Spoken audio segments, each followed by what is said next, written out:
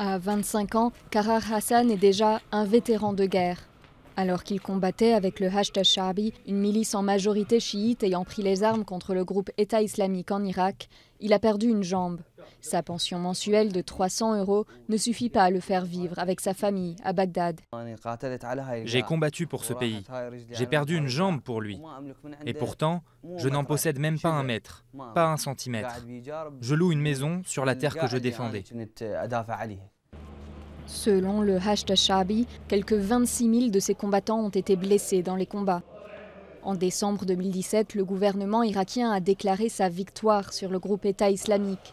Mais pour les blessés de guerre, le défi continue. Dans cet hôpital où ils reçoivent leur traitement. Le centre médical Al-Ghazi a reçu plus de 6400 blessés. Parmi eux, environ 1450 ont perdu des bras ou des jambes. Al-Ghazi leur procure des services complets en les accompagnant pour le reste de leur vie.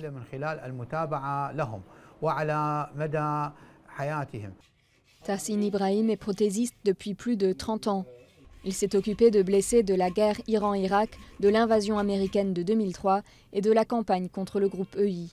Les ateliers comme le sien se sont multipliés dans le pays. Mais beaucoup d'amputés ont difficilement les moyens de s'offrir même les prothèses les plus basiques. Le modèle rudimentaire coûte environ 800 € et les modèles intelligents plus sophistiqués peuvent coûter 14 000 voire 17 000 €. Mais en tant que vendeurs, nous avons arrêté de proposer ces modèles car ils sont trop chers pour nous et pour les clients. Entre le coût du traitement et les difficultés pour trouver un emploi adapté à leur handicap, la lutte est loin d'être finie pour les civils et les combattants amputés d'Irak.